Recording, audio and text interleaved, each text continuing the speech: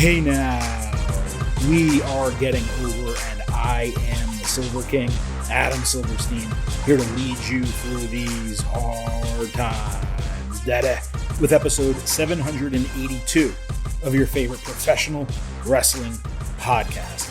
That's right, Getting Over is back once again, and it is Thursday, so you know exactly what that means.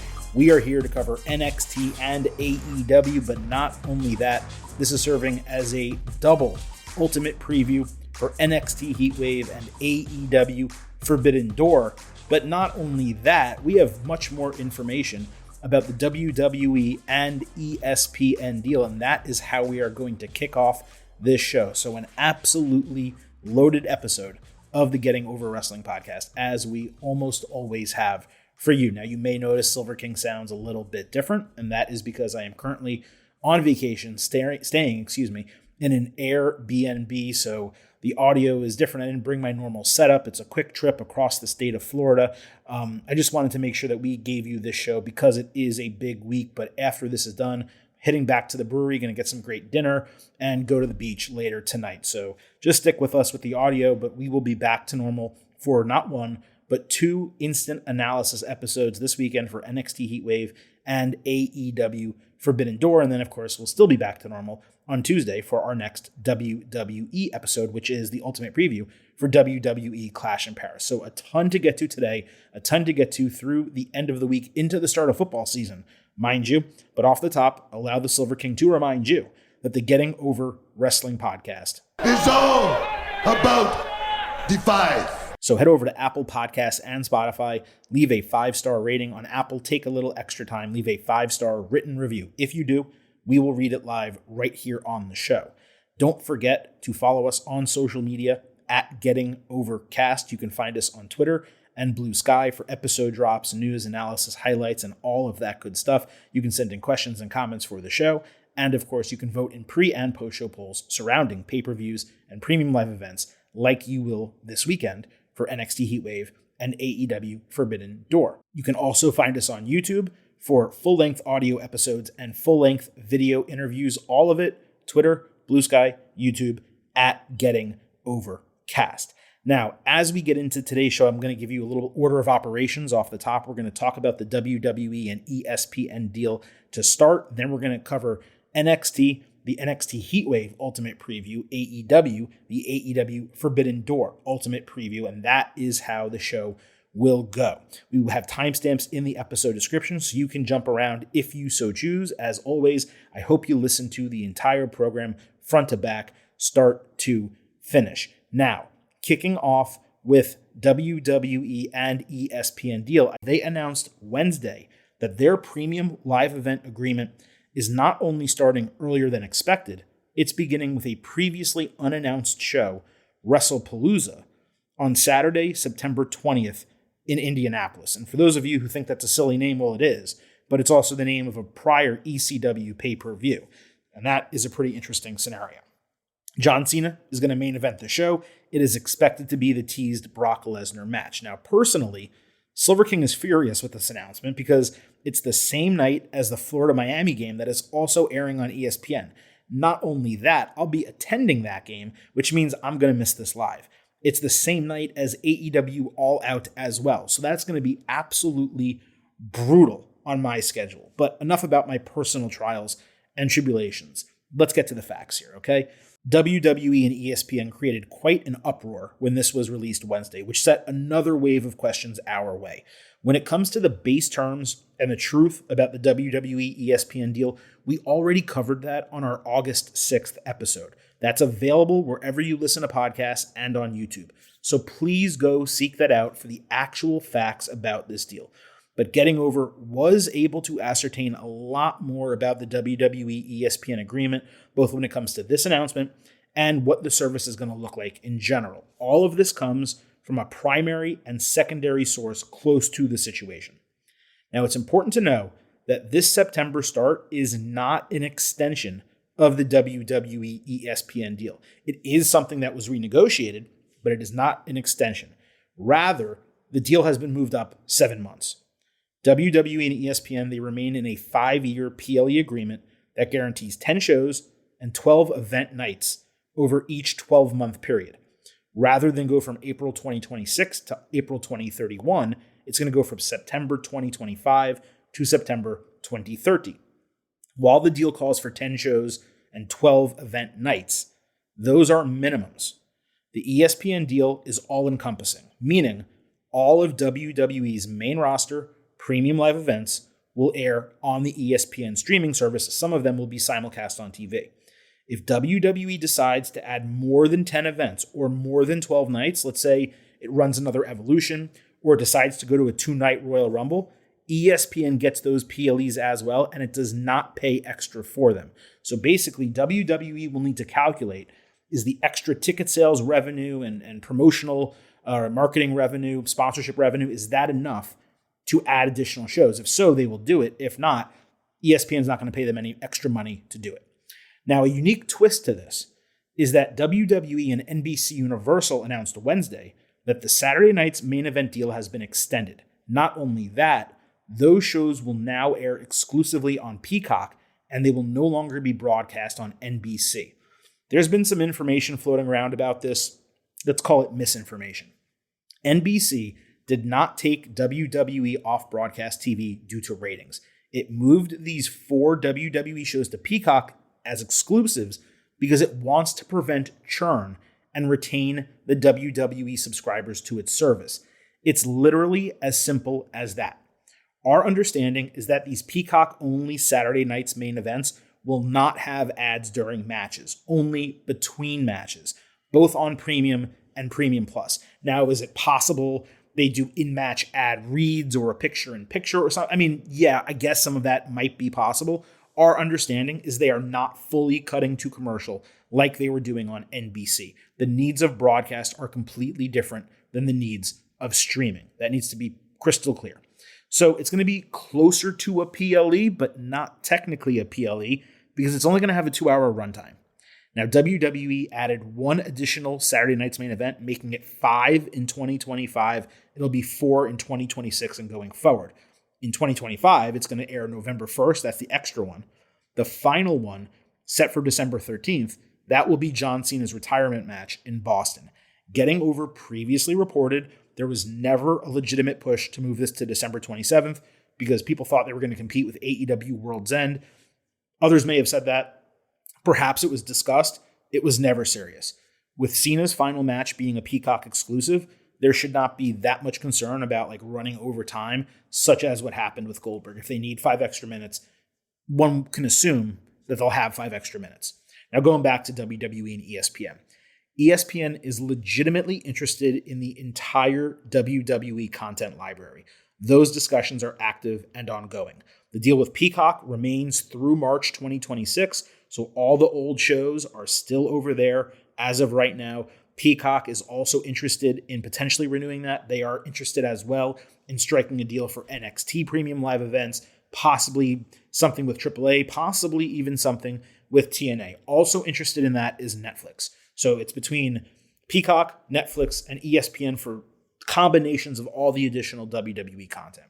As Getting Over first and previously reported, ESPN streaming service, including WWE PLEs, that's going to be free via authentication for subscribers to DirecTV, Fubo, Hulu Live TV, and other streamers. However, it will not be available free via authentication for users of YouTube TV, Xfinity, Comcast, Cox Cable, and others. This is understandably frustrating for those of you who use the latter services. However, a source tells Getting Over that ESPN and these providers are similarly in active and ongoing discussions to renew these agreements, including the same free authentication. The deals with YouTube TV, Xfinity, etc., they all end in December, meaning they will be renewed with this type of language by January at the latest. So the worst case scenario, most likely, is that Wrestlepalooza, Crown Jewel, and Survivor Series are the only PLEs where you need to make other arrangements. However, this lack of ESPN authentication, it is a major negative for all these providers going into football season. And sources tell Getting Over there is motivation on both ends, not just ESPN's end, because they certainly want more money, but YouTube TV, Xfinity, etc., to renew these agreements with that language sooner than later. So I wouldn't worry about this too much just yet.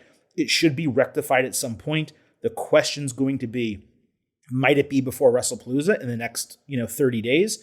Or are we looking at later in 2025, the end of 2025, right before the Royal Rumble? When are they going to come to all these deals? We can't tell you that because there's a lot of negotiating going on that we, of course, are not privy to. Getting Over inquired as to why WWE would want to move up this launch and why ESPN would want to move up this launch given it's currently football season. And why would they put the show on Saturday as opposed to Sunday given ESPN does not have the NFL? The explanation we received is pretty simple. ESPN is used to airing multiple major events simultaneously. It happens all the time. And with WWE, fans can always watch delayed or on replay. ESPN is motivated right now to get as much original content as soon as possible at launch of this new service. It's really just that. ESPN, they're going to have some input into dates, potentially times of PLEs, but contractually, it's mostly up to WWE to make these decisions. In terms of how the PLE broadcast will work on ESPN, users will be able to start the WWE PLEs from the beginning if they tune in later after they start. It is expected that these shows will be uploaded to the streaming service quickly after they end, which is what ESPN is currently able to do with games.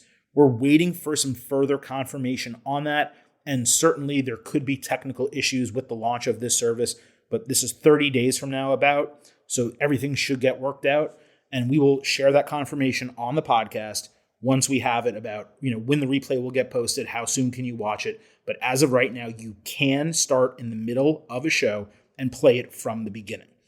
ESPN will be streaming both the pre-show and post-show for all WWE Premium Live events.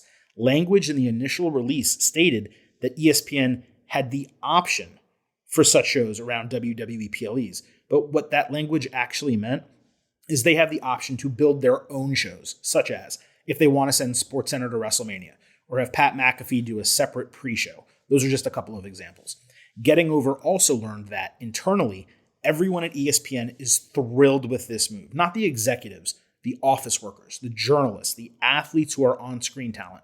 There are a ton of WWE fans in these buildings, and everyone has been so juiced about the deal to the point many of them are going out of their way to ask to work on the project. They're contributing a bunch of ideas as well. So WWE has a partner in ESPN that appears to be all in here, and that may speak well to the future of this alignment. Remember, WWE made this decision despite turning down a slightly bigger money offer, which we're believing is from Netflix. I can't confirm that, but they turned down a slightly bigger money offer because they wanted to be in business with ESPN. Lastly, Getting Over reported this first on social media early Thursday. Despite any reports or assumptions otherwise, ESPN did not take down the AEW landing page on its website. It did go offline due to inactivity. ESPN had not written an AEW story in 6 months, and that happens to many league landing pages. If they stop writing about the XFL, that page goes offline. This stuff basically happens.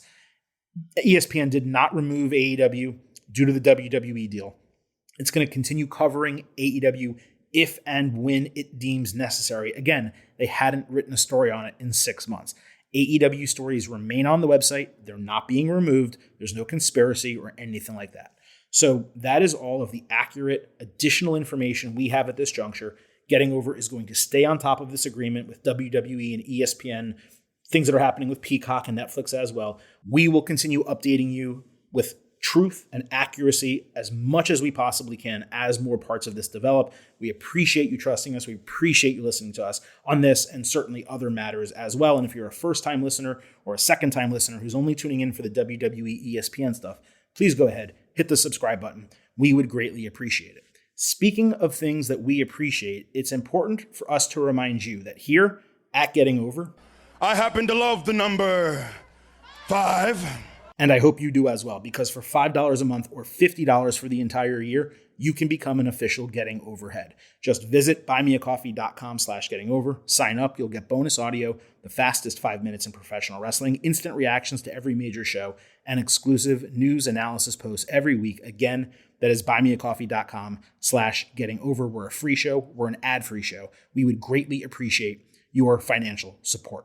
With that said, let's move into our full breakdowns of NXT, NXT Heatwave, AEW, and AEW Forbidden Door. And of course, we're starting all of this with NXT. The setup for NXT in Philadelphia was unique, as the entire ring and ringside area was on a stage elevated about 3 feet above the fans, and a gap existed between that platform stage and the fans. So they were all watching at a distance, looking up at the action. It was extremely strange, nevertheless, a unique atmosphere, just not what I would call a perfect fit for wrestling. So we had Yoshiki Inamura against Josh Briggs in a street fight. This opened the show with a brawl backstage. Yoshi hit a flying shoulder tackle off the stage early before there was heavy chair usage. Briggs utilized a baseball bat for a white Russian leg sweep. Inamura then took a superplex onto a barricade partition that was stacked on top of 4 open chairs in the ring, spot of the entire night. Yoshi sold this in a way that probably made Shawn Michaels pretty proud backstage. Briggs then crucified Yoshi with gaffer's tape on the top rope for 4 full swing kendo stick shots that basically snapped the unit in half. Before this, Briggs threw a kendo stick at him like a spear and incidentally nailed Inamura in the face. Luckily, it missed his eye. Inamura came back with dozens of chops and sumo strikes. Dude was looking like E Honda out there before swinging the bat into a trash can around Briggs' body that bloodied him. Briggs twice just laid on top of a table of his own volition, which was really, really weak. The second time, Inamura hit his huge splash for a false finish. A tug of war with the table ended in Yoshi getting hit in the groin. Briggs took advantage with a chain-aided forearm to the face and a moonsault through a table to get the win.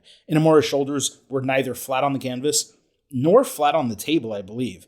Referee should have repositioned him there. This had no business being as much of a banger as it actually was. These guys beat the shit out of each other. Inamura was destroyed with those kendo stick shots, bruises all over his body. Briggs obviously had to win, just given this is his territory and Yoshi is presumably returning to Japan sooner than later. So the inadvertent low blow plus the weapon shot to the head, they were a solid amount of protection since Inamura is more of a veteran by comparison. I actually went 4.25 stars and an A. This was one of those FTMF matches on a loaded show. Really, really great. As far as Briggs goes, he's got to find a way to kind of up this charisma quotient because he's got everything else. He just doesn't really have charisma on the mic as a character. Ricky Saints fought Jasper Troy. Briggs bumped shoulders with Saints as he entered the ringside area. I also wanted to mention, before we get to this match, I binged season 1 of WWE LFG. I simply do not understand why more people are not watching this show. It's fantastic for wrestling reality TV. I'm not sitting here and telling you it's real because reality TV inherently is not real. But whether you're a WWE fan, NXT fan, AEW fan, whatever, it's a real good watch.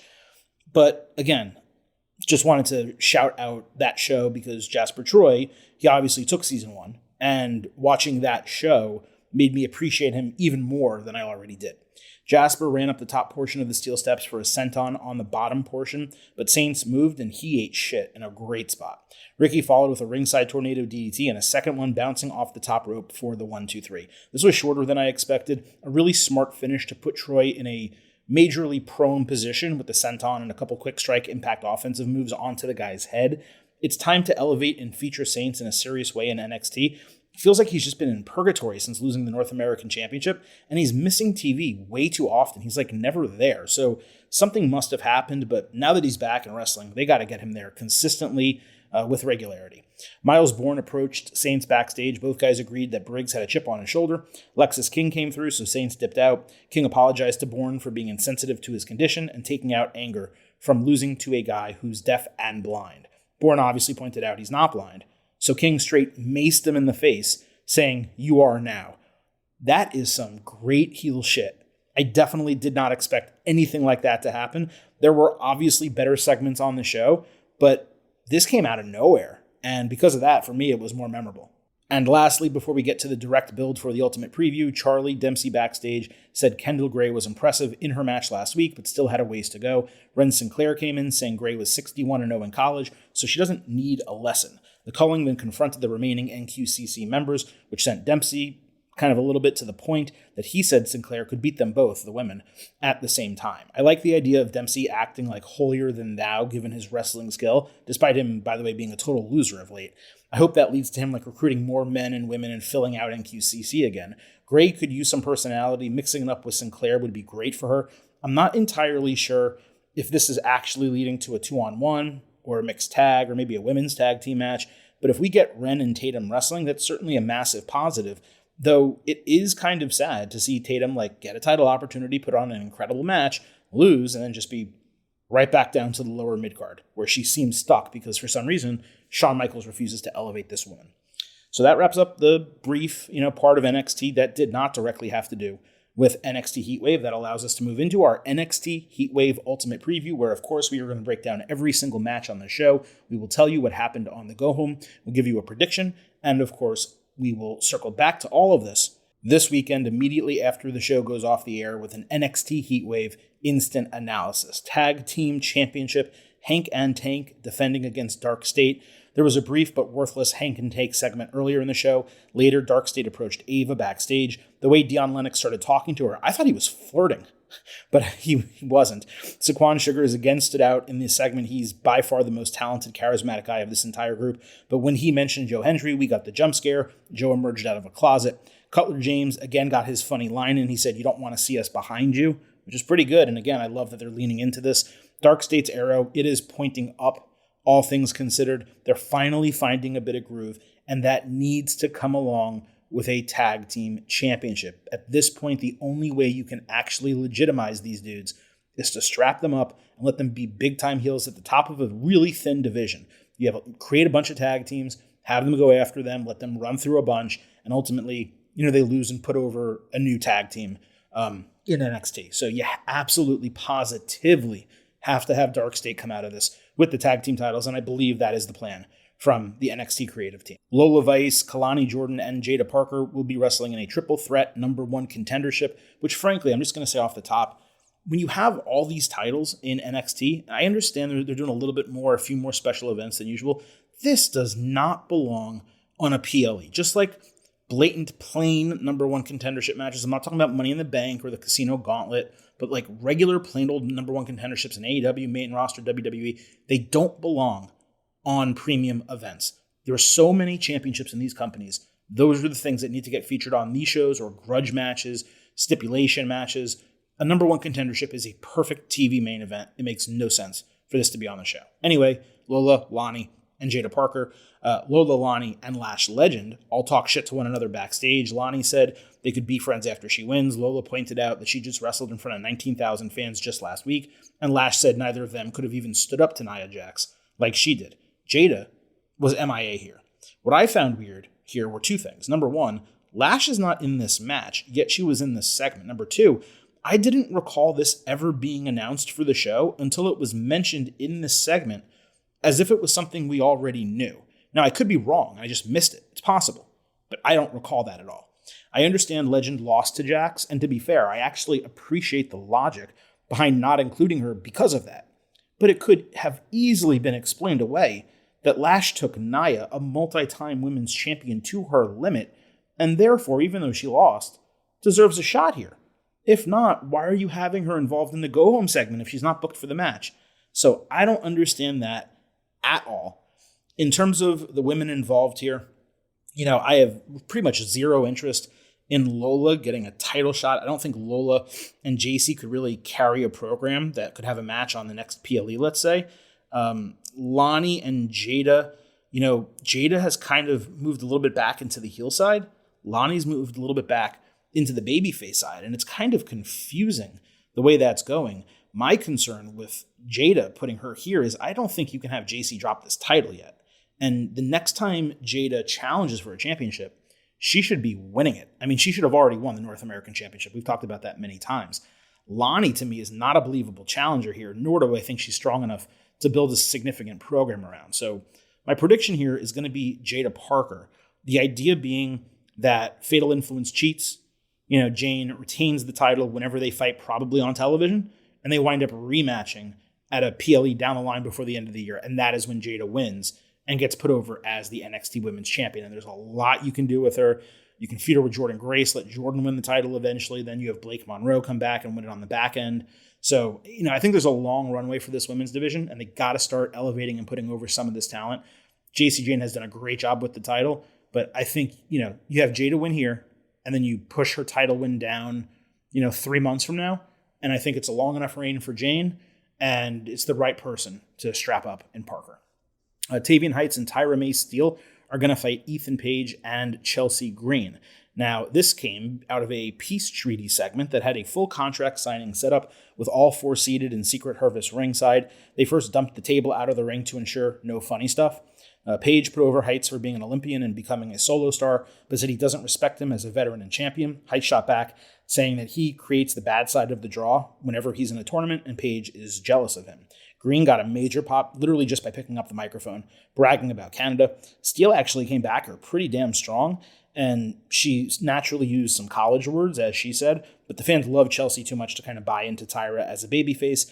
Tyra said her skill meant she could easily take Chelsea down whenever she wants. It got heated from there, so Ava came out, made the mixed tag team match as we all expected. That led to a brawl with the faces hitting double ankle lock submissions to stand tall. The promos here were all pretty damn solid. Heights was the weakest of the bunch because he's had the least experience talking than the others, including Tyra, who got a lot of promo time on LFG and is another reason why that show is worth watching. I'd be more critical of this if it was on the main roster, primarily from the standpoint of the peace treaty concept not making sense from the onset. If they were all really scared of the Olympians, then why talk shit to them at all? But to build for a mid-card match for a PLE, it accomplished what it meant to. The star power of Chelsea is doing heavy lifting for this belonging on a premium live event. Paige has done great here. I like the way the baby faces are getting platformed. Ultimately, I presume a situation happens where like Tyra gets offense on Paige when she's of course not supposed to. Heights is able to take advantage of that, get more offense on Paige, winds up pinning him. So you have the, champion getting pinned in a mixed tag team match or any tag team match for that matter, which in wrestling history obviously naturally creates an opportunity for a number one contendership. That moves on to a title match between them. Paige winds up retaining, but Heights, looks pretty good coming out of that. So there you go. The baby faces, Tavian Heights and Tyra May Steele, win this mixed tag team match. TNA Knockouts Championship, JC Jane, Masha Slamovich, and Ash by Elegance in a triple threat. A Masha conference call with Ava and Santino Marella was shown as Masha pitched herself as a special guest referee for the women's match on NXT. Obviously, Ava needed no more than 2 seconds to agree that she could take that role because she's a pushover. Santino at least questioned her. The Elegance brand concierge later asked that Masha not guest ref, only for Slamovich to walk in with the shirt already on. All the TNA talent available, we gotta keep this group off NXT TV, please. Laney Reed again put over JC backstage, ignoring the rest of Fatal Influence. It was in this moment I realized Jasmine Nix's ring gear, it was basically a bikini. I'm not complaining about that, but definitely a choice is what I'm trying to say. Zaruka came up after talking a moderate amount of shit, so Laney said at least JC defends both her titles, I guess referring to the now defunct Speed Championship, which Sol Ruca is still carrying around for some reason. I thought it was really odd to bring that up. So we had Fatal Influence against the Elegance brand. Masha ejected the concierge. Jane hit a really nice somersault into the corner. The heels did a surfboard coup de grace into Jasmine's, her crotch, with JC hitting a great basement kick to break the fall. Chaos ensued from there, with Slamovich missing a swanton bomb by Ash onto Jazz like 1/3 of the way into the ring. It was pretty impressive. They argued, which was enough of a distraction for Jane to hit Rolling Encore and get the win. Somewhat surprising to beat the challenger when there were two teammates who could have easily taken the pin in this match.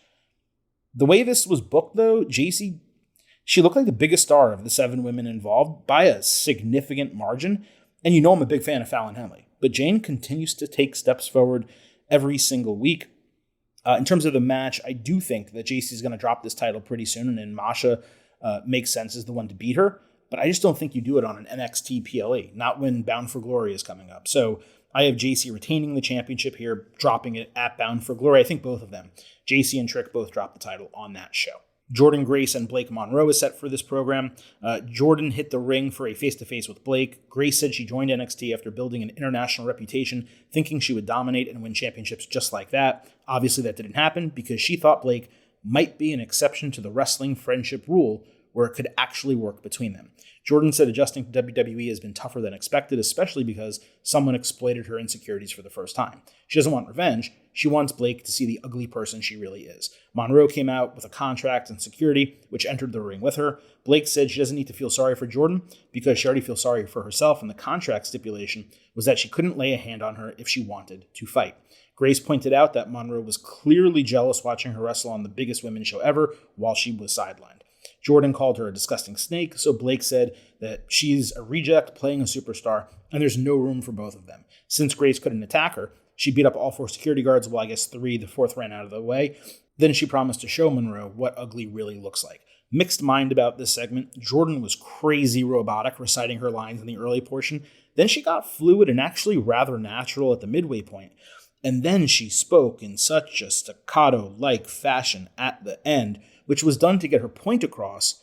It was purposeful, but it came off as rehearsed. Blake was perfectly solid across the board, but if you're going to state in a promo there's not room in NXT for the both of us, then it has to be a loser leaves town stipulation. Otherwise, you don't say that line. Because if not, both of you are still going to be there, which means there is room in NXT for both of you. If we were grading this on our Tuesday show, I'd ultimately give it a good because it brought their storyline full circle. Jordan was able to punctuate the purpose of the angle from her perspective, and it was probably Blake's best speaking segment since joining WWE. But it was far from perfect, and it certainly should have been better. I do think a lot of critical fans forget that people don't start their WWE careers in NXT for no reason. Neither Jordan nor Blake are great on the mic, and while both are nails in the ring, they need to round out their game to truly succeed on the main roster. The more mic time they get, the more time they spend working on promos with trainers, the better off they're going to be in the long term. And yes, it may be rough for us while we watch the show, but that is how you get experience these days in WWE. You do it in front of a live audience on the smallest of the 3 shows. And that's exactly what they're doing. Look at Roxanne Perez and Raquel Rodriguez. They were both real rough promos in NXT. They got opportunity to speak more and more as champion, and they grew and grew and grew. And now Roxy is a pretty damn good promo when she gets a chance. Raquel is still not maybe great, but she's definitely passable, no question about that. This is a really tough match to predict. It's probably the most difficult on the entire show. And I know you're going to say, Silver King, what about the main event? That's going to be tough. It is. But this is tougher because on one hand, when you're doing a body shaming storyline and you want the babyface to come out on the other side and prove that, yeah, you are ugly, Blake, and you're ugly on the inside, and I'm the good person. I have to stand tall. I mean, look what WWE did with the Nia Jax and Alexa Bliss, storyline at WrestleMania. Nia had to win that, and she ultimately did. I just sit here and wonder, can you really beat Blake in her first major singles opportunity, one-on-one? She just joined the brand. She's much younger than Jordan. I don't think you can. So I'm going to say Blake Monroe wins here. I don't think this feud is over. They rematch probably with more of a hardcore type of stipulation. Maybe it's even a steel cage match or something like that. And Jordan wins the rematch a little bit down the line. But I don't think you end the feud here. And if you're not going to end the feud, then Blake absolutely has to win.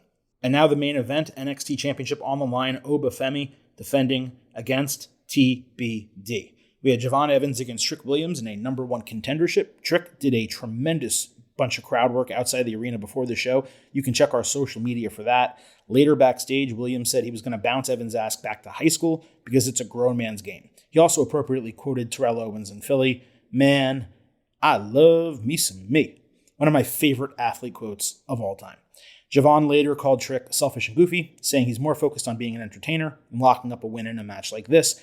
It was one of his better promos, actually. He just needs to stop saying honestly as much as he does. It's a very millennial thing, and he says it all the time. Excuse me, Gen Z. It's a very Gen Z thing, and he says it all the time. Trick kicked Javon's head off at the bell for a false finish. Evans went on a major run with all his bouncy stuff until Williams caught him on the top rope, shoving him backwards. The kid straight flew onto and over the announce table. He basically missed it.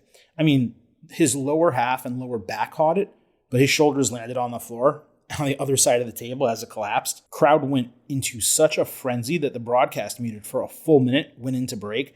Booker T was speechless. Javon obviously fought from under after this with Trick, even backhanding him across the face like a child. Evans got a second wind with an aggressive rally, including a tope suicida, German suplex, and frog splash to the center of the ring. Javon then landed a springing flip kick, which Corey Graves called Red Dot. Glad that got a name at least. Trick did an Io Sky-esque handstand to block a springboard cutter, hitting a pop-up uppercut and bookend as a response. Williams then caught him off the ropes with Trick kick, adding a Death Valley driver. As he set up for Trick shot, he went to point to Femi, who was sitting in a balcony box, and Trick was kind of giving him a hard time all match. But when he looked, he noticed Mike Santana. So he starts running forward. Then he realized, wait, that's Santana, not Oba. So he paused. That allowed Javon to catch him with a cutter and a double jump springboard cutter for the 1-2-3. This was a great match with a solid excused loss for Williams. Unfortunately, there was no time to indulge in the jubilation because CW got cut off seconds after the 3 count. There was a 90-second face-to-face with Oba that got posted on social media, but that's how the show was supposed to end. It is really tough to beat a champion like this, really. No matter what happens Sunday at Heatwave, Javon should now be getting a TNA title opportunity. We'll just have to see whether NXT and TNA make that match on the back end. Javon is just a really special wrestler. There's other ways to describe him, but at the end of the day, he's legitimately a wunderkind. Unlike Ryan Howard, we know what that actually means. The bouncy spots are great. Risks like that springboard over the table, I'm not saying to never take them. But if you do, make them count. PLEs, title matches, not TV main event number 1 contenderships. Luckily, he's so young, he's probably perfectly fine Thursday morning waking up for this. My ass would be laid up for a week, if not longer. Trick has been completely invigorated by this heel run and his work in TNA. He's now a fully formed character who is 100% ready for the main roster. He's also improved markedly in the ring. Again, Trick shot is a terrible finisher for a man with his size, his strength, his athleticism. It's literally the only hole in his entire game right now. If WWE can figure out a new finisher for him, you could debut him on the main roster whenever and have him be a legitimate mid-card champion. The way things are going with Carmelo Hayes, I wonder if they may team up again. Anyway, excellent main event to bookend the show. 3.75 stars, B+. I almost want to give a bonus just for the flying table shot. Almost. I'm not going to give it. Like I said, 3.75 stars, B+. So in terms of this match, it is now Obafemi against Javon Evans for the NXT Championship. And man, I got to tell you, there's definitely something inside that tells me NXT should just pull the trigger and strap up Javon. He's over like Rover, crazy popular. He could go a long way. But then I look at Oba and I say, man, the main roster does not need him right now. And yes, he could stay in NXT and run a program similar to what Trick did, where he's not around a title, but he starts feuding with heels for a variety of other reasons. But I just don't really think that this is the type of spot where you have him give up the title. I suppose there's a way in which Trick could interfere in the match and, create an opening for Javon to get the win. But to create a believable way for Evans to pin Femi and not flip the title back immediately at the next PLE, I don't really see it. Again, Javon is so young, and I know everyone wants to rush his development. There's people out there who get mad every time he loses a match, which is ridiculous. He is so freaking young. He is not a finished product yet. He hasn't even had the North American Championship. This is, again, why I don't understand why Jada Parker, for example, never had the North American Championship. It's why I don't understand, to a degree, why Bianca Belair never had the NXT Women's Championship. Now, Bianca was so ready, and they needed her so badly on the main roster. I understood that. This stuff with the people in NXT right now, I don't fully get. So if it's me, if I have the pen, if I'm Shawn Michaels here, I have Javon lose. It's excused. Oba puts him over. He takes him to the limit. It's a crazy good match. Javon at the end says, I'm coming back. I'm going to get another opportunity for you. I will win the NXT Championship. On the back end, maybe you have him beat Ethan Page for the North American title, carries it for a few months, and then in 2026, you kick off the year, you have him win the Iron Survivor Challenge, and you have him, main event stand and deliver against Oba and win the NXT Championship on WrestleMania weekend. That's the perfect time to do this. I don't see why you would do it end of August at Heatwave. For me, it doesn't make sense. So I have Obafemi retaining the title. I believe NXT is going to do what I'm saying. I think they're of a similar mindset when it comes to Javon, but I don't know for sure. And a shock title change here would certainly be exciting. In terms of our pre-show expectation grade for NXT Heatwave, again, all of you will have the opportunity to vote yourselves in our pre- and post-show polls before and after NXT Heatwave this weekend. We will post those polls on Twitter at Getting Overcast. Of course, you can follow us on Blue Sky at Getting Overcast as well. I have high hopes for this show. Even though there's a couple matches that I don't necessarily think are PLE caliber matches, there's a real significant opportunity for them to deliver a hell of a show this weekend. Man, I'm going to say an 89 out of 100 B+, the highest B+ possible. I think it's a borderline A- show, and they're not going to have to exceed my expectations by that much to get the A- because, again, the main event is going to carry the show. I think Blake Monroe and Jordan Grace is going to be fantastic. I wouldn't be surprised if the tag team title match is great as well. And then some of those other matches, they should be at least good, if not better than good.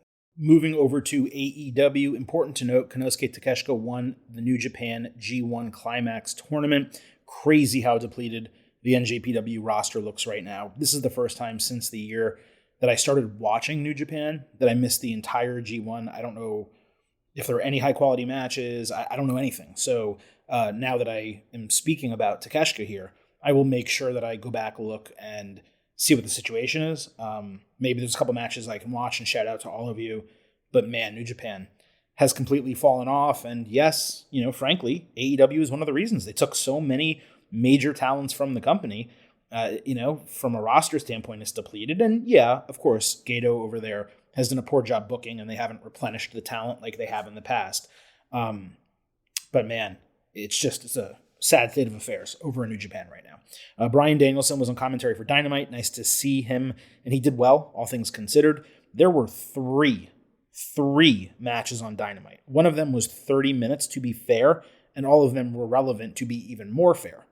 But 3 matches on the entire go-home show. This is supposed to be the wrestling company of the two. You'll remember. I can't remember the last time WWE did 3 matches on an entire program. 4, definitely. 3, though. That's pretty crazy. Speaking of relevancy, 5 out of 9 matches this week, 56% were relevant. It's a go-home week. For a go-home week, you should be at near 100%. They only had 9 total matches across 4 hours of TV. That may be the fewest ever. It's possible they did 8 one time, 4 and 4, but I think 9 is the fewest ever. I recall 11 being the prior low. I could be wrong about that, like I said.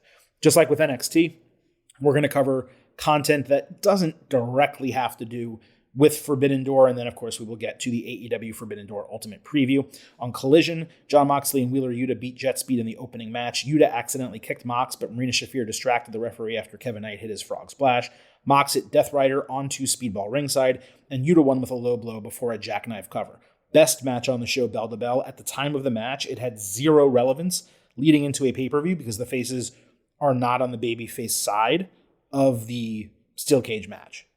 On Collision, Chris Statlander beat Anna Jay, Julia Hart, and Penelope Ford in one of the dumb $100,000 matches. Imagine paying $100K for less than 10 minutes of poor wrestling without a storyline.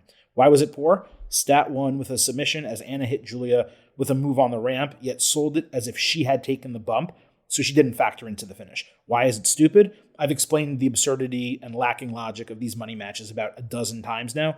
The rest of Triangle of Madness attacked Stat, a heel after the bell, so Queen Aminata saved, got beaten down herself, then Ty Mello saved, then Megan Bain ran down in a dress with her stupid headdress, then Harley Cameron returned in her mask. The heels ran away from her because she had some type of weapon in her hand. Later backstage, Stat put herself over before Cameron came in and forcibly straddled her. Then Mox and Yuta came in, with Mox saying, damn right, and Yuta saying, great work out there. It's been 2-3 months of this? Can we shit or get off the pot on Stat and the Death Riders, please? On Collision, Ricochet beat a debuting Ace Austin, who apparently has signed with AEW. No reason for the match. Another AEW free agent signing, losing right away. Fans didn't react to his entrance. Commentary was basically like, Ace Austin, a debut here in AEW. Extremely weak. On Collision, Paragon beat Blake Christian and Lee Johnson. Roderick Strong had no patience for Kyle O'Reilly being in the conglomeration when they showed up backstage. Strong instead called out Kyle Fletcher, wanting a chance at his TNT title. No reason for this match. For what reason should I be watching this show on a weekly basis if this is the shit we're getting? The conglomeration stuff, that remains ridiculously stupid. I can only hope Strong somehow puts an end to it. I am interested in Strong and Fletcher. That makes total sense. So that should be a great match when it happens. On Collision, Juice Robinson beat Brian Keith in a really poor match. This was one of 2 relevant matches on the entire show, but it was only relevant because Big Bill wants to fight Juice. So Brian fought him first. On Collision, Anthony Bowens backstage was angry that he keeps getting asked about Max Caster. Yeah, he's right. That makes no sense. Bowens said he was supposed to be the star when they broke up because he's the pride of professional wrestling, which is supposed to represent the company and the fans. He put himself over for hanging out with celebrities and prearranged marketing stunts, saying Caster is pathetic by comparison. Man, oh man, is this dumb. Even if they successfully execute a double turn, who actually cares about seeing this stuff weekly? When Bowens returned and he did Pride of Professional Wrestling, even though they tried to make 5-tool player work, that was stupid. But when he came back and he had the new look and the new entrance and he debuted, I forget, it was like the pre-show for one of AEW's pay-per-views, you looked at him and you said, wow, that's a TNT champion right there. That's possibly one day an international champion. And now he's back to being a low-card talent. In fact, I don't want to say back to being, he never left the low-card. So that wraps up the rest of the content from AEW. Let's move on to the AEW Forbidden Door Ultimate Preview. I would, in the past, say AEW NJPW Forbidden Door Ultimate Preview, but the fact of the matter is there's hardly any talent from other brands on the show. I'm not saying there's none, but it's extremely limited. In fact, if you take a look at the entire card, only 6 of 34 talents booked for the show, that's 18%, are from New Japan or other promotions. I think the vast majority of those are from New Japan, and there's 2 talents on the whole show that are from CMLL or another partner promotion. I mean, that's extremely weak, right? In terms of being a Forbidden Door show. It's not forbidden, and there's no door that anyone's walking through. In fact, none of this is forbidden anymore because they've done it so many times that it's commonplace. Now, again, New Japan is not going that well right now. So this show is going to be better because there are fewer talents and because it is more based in AEW storyline. So that's actually a positive. But living up to like what the show is, it's not exactly doing that. It'd be like doing Money in the Bank without having the Money in the Bank briefcase matches. So let's go through every match. I believe it's a 9-match card as of right now. TNT Championship, Kyle Fletcher against Hiromu Takahashi on Collision. Fletcher cut a brief promo on Takahashi saying he'll be added to the list of legends he takes down. And there was nothing much more than that. Of course, I have Fletcher retaining the title here. Adam Copeland and Christian Cage against Nick Wayne and Kip Sabian was scheduled for the show. On Dynamite, Edge and Christian did a promo segment with Cage acting heel and Copeland saying he should be a face because people love that they're back together. But Copeland acknowledged, okay, you're not going to be a face, Christian. You're just an asshole, but at least you're my asshole. Cage said they may not be on the same page, but they're at least in the same book, and their reunion is out of necessity as they have agreed to take down the Matriarchy and FTR together. Christian said he can't promise much, but he does promise this version of himself will be the best tag team partner Copeland's ever had. Matriarchy came out sans Nick, who appeared on the big screen holding crutches, announcing he's broken his foot and cannot compete. Wayne said that he would have taken their careers from them had he been in the match, but they don't get off that easy because he's always one step ahead. That preceded the return of Luchasaurus, who got an extremely strong ovation before chokeslamming Copeland and Cage in succession. For some reason, dude was still being called Killswitch by commentary and on the graphic, despite fans chanting Luchasaurus and Killswitch being his quote-unquote slave name that Christian gave him. So why would he return as that name as opposed to the name that fans actually like? Doesn't make any sense. Anyway, he's the replacement for the match. To my utter shock, this may have been the single best segment on the Go Home Dynamite. I seriously appreciated that Christian didn't recant any of his antics, nor did he change his character while linking back up with Copeland, who was basically like, look, this is the best I can get, and I'm going to take it. Now, obviously, there's a massive logic gap because Copeland never got revenge for what Christian did to him, but sometimes you just got to let plot holes go. This is one of those cases. The Luchasaurus return was not only a best-case scenario given the storyline, it was tremendous for the wrestler himself because he was dealing with a serious health scare over the last year. So really good news all around that he's able to get back into the ring. Copeland and Christian, they were both great in their promos. Nick was extremely strong in his tape promo as well. So yeah, all in all, a really solid segment, even if it was promoting the most predictable match of the entire show because, of course, Copeland and Christian are going to beat these guys. No question about that. Sabian's going to be the one who takes the fall. And then ultimately you have them go into a feud with FTR, whether that's FTR as the champions or potentially trying to be number one contenders again. Whatever the case that is, it's going to be Copeland and Christian taking down FTR. And that's either going to happen at the show in Toronto, which I think is All Out, I want to say, where they win the titles, or if FTR champion, or they will beat FTR on TV, become number one contenders, and beat Hurt Syndicate for the titles on that show. That is where this Copeland and Christian thing is going. One last title reign kicking off in Toronto. Tag Team Championships, Hurt Syndicate against a team to be determined. On Collision, Syndicate backstage, so they didn't care who won the number one contendership. There was no drama from the MJF situation. It was really odd seeing all three of them dressed down in like hats and t-shirts rather than suits when they weren't competing on the show. We later saw Bandito down backstage with FTR lording over him and stealing his mask. Then they tried to beat up Brody King, but he turned the tables, and he was in the midst of squashing them 1-on-2 before Stokely threw salt in his eyes and FTR hit Shatter Machine. How many times has Bandito had his mask taken in the last calendar year? I want to say 3, maybe 4 at this point. On Dynamite, Brodito and FTR fought to a 30-minute draw, creating a triple threat match. So just to clarify, AEW ran an entire tag team tournament only to not have a winner. That said, it was the right booking because neither team should have lost this particular match. And the title bout is far more interesting as a triple threat, even if we know Syndicate was going to retain, or at least if we thought coming in they were going to retain. Now, the issue becomes, why is this a triple threat? And does this play into the talk that AEW poo-pooed and MVP said was false, but that Hurt Syndicate don't want to take falls. They don't want to lose matches, and they really don't want to do business in many ways. Well, when you have a champion that doesn't really want to do business, generally what you do is you put them in a triple threat match, and you have the title change without them getting pinned. And it kind of feels like that might happen here. In terms of this match, we'll come back to the prediction in a second. Brody did a full Crimson Mask, ate a spike pile driver on the apron. Bandito took an inverted Doomsday device late, but came back with a moonsault off the turnbuckle ringside with 2 minutes remaining. Bandito countered Shatter Machine with a DDT. FTR twice halted 21plex and hit Shatter Machine for a broken fall. With 1 minute left, FTR wasted half the time grabbing a table ringside that Cash Wheeler threw himself into. There was zero urgency to beat the clock and win the match from any of the 4 guys, which is straight up ridiculous when you're announcing a time limit live to the crowd. Even stupider was Bandito trying to get the fall after hitting 21plex about a minute after the bell. They did the same thing with Roosh losing a 5-minute challenge, not caring, not trying to pin Caster at the end of a 5-minute challenge, and then 90 seconds after it was over, trying to pin him. Is it like they want us to think luchadors are just dumb? Like what's the point of doing that? It made these guys look so stupid. This was on its way to being an A match. The finish was absolutely brutal. 4 stars, A-. In terms of who's going to win this triple threat, man, it is really, really tough. If MJF was going to win the AEW championship, then what you need to do is build Bobby Lashley into a contender so they can go head to head. And therefore, taking the tag team titles off of them, it just makes a lot of sense.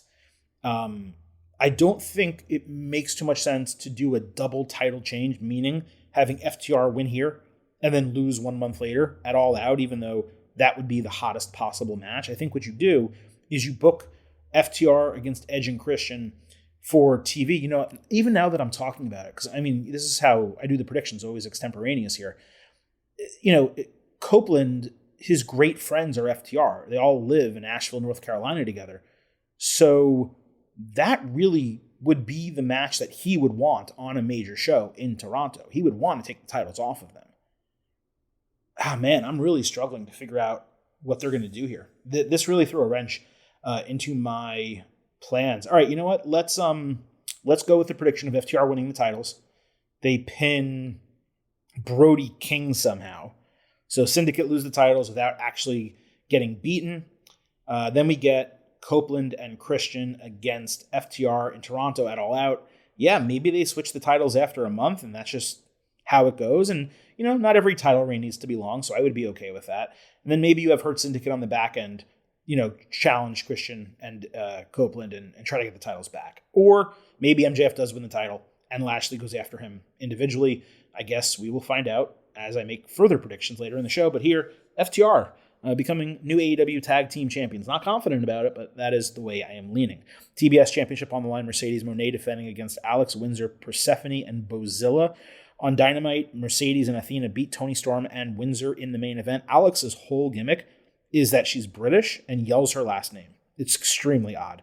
Moné tapped out Windsor, but she wasn't legal in the match. Moné tapped out to Windsor, but she wasn't legal in the match. Athena caught her distracted with O-Face and got the win. So Windsor lost another match despite being a title challenger. Not that anyone else here could have lost, but still, they're the ones who booked this. This probably should have ended in a disqualification. Monet is retaining the title. I don't even need to discuss this any further. IWGP Heavyweight Championship, Zack Sabre Jr., the champion, defending against an opponent to be determined. On Collision, Nigel McGuinness beat Daniel Garcia, Hechicero, and Lee Moriarty in a number 1 contender match called a technical spectacle. AEW's offered contenders for New Japan's top championship were flatly ridiculous. What in any way did any of these 4 guys do to deserve a number 1 contendership for a title in the IWGP Heavyweight Championship that is more prestigious historically than AEW's own title. I mean, Lee Moriarty, Hechicero, like what are we even doing here? Furthermore, given half of the people in this match are pure losers and Garcia was certainly not going to be in this match, it was blatantly obvious from the second it was announced that Nigel would win. The finish was actually strong with McGuinness and Garcia locking in simultaneous submissions, Nigel getting Johnson to tap out before Hechicero tapped out to Garcia. Nigel put Danny over after the bell, asked him to be in his corner for the match. Reminder that this is largely a heel commentator, except when it's convenient. This is supposed to be a dual brand show, and the best talent AEW can offer for New Japan's title is a 49-year-old, mostly retired guy who just so happens to be British. You can call it a dream match if you want. It's shit for me with an obvious winner, Zack Sabre Jr. retaining his title.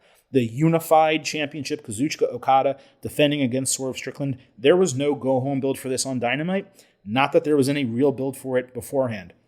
You're not going to have Okada unify the international and continental championships. Even though they're unified, by the way, they're still separate. So he's carrying 3 titles, or he's supposed to be, or whatever the case. You're not going to have him unify them by beating Kenny Omega just to go ahead and lose to Swerve. So my guess is that Swerve, there's some interference maybe from Don Callis' family, gives Swerve an excuse. Maybe he takes a pretty bad beating after the bell, something like that. And Okada retains the title because I don't know what other booking could possibly make sense in this match. Women's Championship, Toni Storm defending against Athena. On Collision, Toni opened the show saying shit twice, which got bleeped. She said Athena would leave London with her ass print on her face. Athena and Billy Starks attacked, with Athena promising to expose her as a fraud and idiot, saying all she's about is grayscale and sexual innuendos. If AEW is where the best wrestle, then Storm shouldn't be at the top. Great point. Athena said bitch twice, with Mina Shirakawa allowing all of this to transpire uninterrupted before coming out to even the sides. Then Storm kissed Shirakawa a half dozen times and grabbed her chest. Athena's promo was actually kind of fire. She repeated what we say weekly on the show. Tony's was an eye roll. The end of the segment was ridiculous. Mina didn't even attack someone that bludgeoned her friend. Ultimately, this rang hollow because Tony's going to retain the title on this show. I don't understand why they rushed the cash-in of this contract from Athena, unless there's something we don't know, like Tony needs a surgery or has to take time off because she's filming something. Like, unless there's an extenuating circumstance, you can't strap up Athena because then she's your forever champion in Ring of Honor. She's also your AEW champion. And if she loses one, she should lose both, unless you're going to merge those titles. Like, it just gets really, really convoluted. So I think Storm retains the title here. I'm not entirely confident with the prediction, but, and I would love for Athena, by the way, to be AEW Women's Champion. It would totally reinvigorate that entire division. So I want her to win. But I think Storm is retaining here. Certainly doesn't hurt that, the show's in England, and even though she's Australian, not British, she wrestled there a bunch in NXT UK. She's very familiar to that audience, so, it's positive there. AEW Championship, Hangman Page defending against MJF. Folks, I'm just going to warn you, this was the height of absurdity on Wednesday night. So MJF backstage at Dynamite pitched Ricochet and GOA a temporary partnership because Mark Briscoe was still after him. Hangman hit the ring later, calling MJF a gutless coward for attacking him last week, promising to shove his cowboy boots up his ass. MJF's music hit, but he didn't show up. So it was related that Page had to stay in the ring or something bad would happen. So again, stay in the ring or something bad will happen. MJF appeared on the big screen showing that he had tied up Briscoe. Then he poured gasoline on him, saying he had 3 demands to not burn this dude alive. 1, in their match, the title can change hands via disqualification. 2, also, it can change hands via countout. 3, he does not have to use his contract for the match. MJF then flicked a lighter. Hangman acquiesced to all the stipulations like a coward. Page then easily found Ricochet backstage, hit him with a chair. He yelled for MJF. He already left the building. So he punched a security guard and stormed out. My God, was this stupid. For so many reasons. Hangman's relationship with Mark is nowhere near established enough where he should be affected by such a setup. MJF was threatening to commit capital murder live on television, and not only was Page goaded into thinking he would actually do it, no one backstage even tried for a second to prevent it, despite Briscoe being out in the open and the babyfaces having previously been established as having his back. And yes, I am aware that Jack Perry got lit on fire by Darby Allin like a year ago or whatever. It doesn't change the facts of this situation. That was during a no rules match. This was backstage in an arena, by the way, on foreign land. Figuring out a way to get out of using the contract, that was the only valuable part about this, because I was pissed off about that last week. But this was accomplished in the dumbest way possible. Some of you didn't like my take on last week's show because you said, well, MJF would look like a coward if he just doesn't sign, so of course he's just going to sign. Well, guess what? Now he looks like a coward. On top of that, having a title match where it can change hands via disqualification, it tells us as fans there's going to be a ton of shenanigans involved here. I didn't dislike this segment or booking. I hated this segment with a fiery effing passion. And that's from someone who had his problems with the logic on last week's show. Again, at least it explained why MJF didn't sign the contract last week. So that part played. But that was just a small part of a hugely, hugely flawed segment.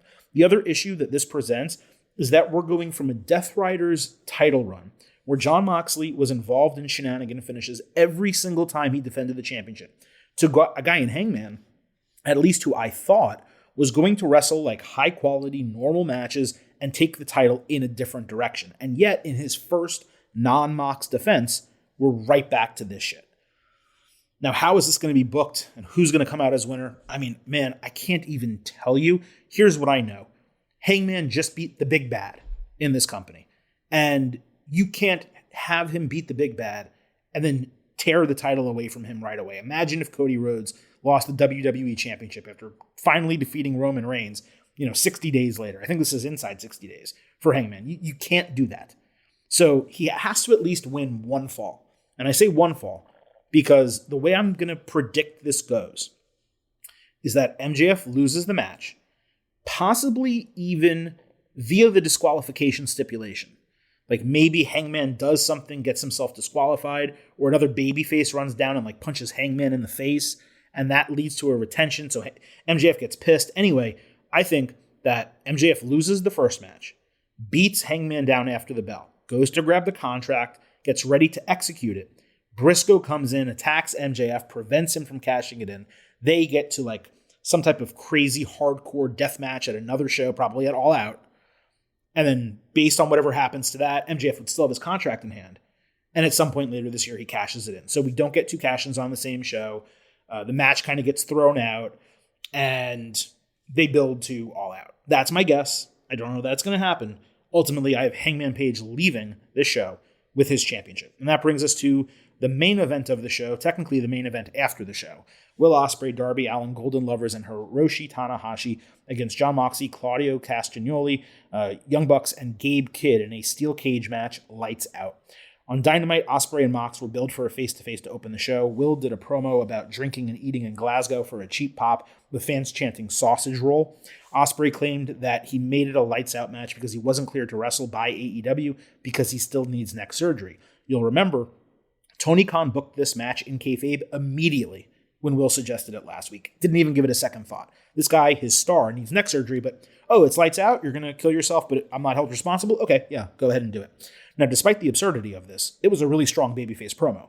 Nearly 4 minutes after his entrance started, Mox finally got in Will's face, said nothing before his crew threatened to attack the faces for the main event match, or not the main event match, the match that was involving some of these people. They ultimately made the save. This whole Ospreay neck surgery thing, it is real unsettling to me. The way it comes across is parallel to the Kevin Owens situation in WWE. They pulled him from WrestleMania, even though he didn't have surgery until 6 to 8 weeks after that. Neck surgery is serious. If Ospreay is truly going under the knife for that, and our understanding is that he will, then why the hell is he wrestling not only in this match, but in a steel cage lights out match where he's going to do wild shit? That brings into question AEW's clearance procedures. Obviously, the lights out portion of this is kayfabe. Ospreay is actively being cleared to participate on this show. So they're either kayfabing the type or severity of injury, which I hate, or he's being allowed to wrestle despite a questionable health status, which I obviously hate even more. I'm okay if you want to work a knee or a shoulder or a foot or whatever the case. Head, neck, and even heart, that is where I seriously draw the line. So we'll have to see what happens on the back end of this. It's also worth remembering, All In is less than a year away. Neck surgery is a long-ass layoff. So just make sure you take that into consideration. On Dynamite, Tanahashi and Jet Speed beat Death Riders. Relevance credit here, but it was thin. Kid and his random Bullet Club crew ran down to distract, getting zero reaction. So Ospreay emerged with Marina Shafir supposedly in a body bag as Tanahashi beat Yuta with high fly flow. The heels then attacked like 7-on-3. Ospreay, despite being out there, seeing this happen, he just stood over the body bag. Didn't help. So the Bucks ran out, double super kicked him, making it 9-on-3. Then Paragon came out, having absolutely nothing to do with any of this. Commentary called them conglomeration, got their name wrong. The Riders went to save Shafir, but it was actually Darby in the bag the entire time. Then the Ops ran out, threw the heels one by one over the barricade into the crowd. Darby did a coffin drop off of Vom into a group of heels, and then it just ended. Why the fuck are you running a go-home segment for a pay-per-view main event without two key competitors in the match, Kenny Omega and Kota Ibushi, yet you're involving about 10 people who are not even in the match? Ospreay's promo, that was the only valuable part of the first 30 minutes of Dynamite, and even that was mostly cheap pops and again teasing he's extremely injured. This match is main eventing what is supposed to be a multi-brand show involving 10 people, 20% of the competitors in this match from New Japan, 2 people out of 10. And it's basically just an amalgamation of people thrown together. It's flatly ridiculous. I don't want to hear shit anymore about War Games last year having weak storytelling when you have this happening in AEW, when the people involved in the match can't even be part of the go-home, and then you have another dozen people who are not involved in the match that are part of the go-home. It's just crazy. Now, in terms of who's going to win this, I mean, that's actually pretty difficult. Ospreay, do you take him at his word that he needs neck surgery? Yeah, I think you do.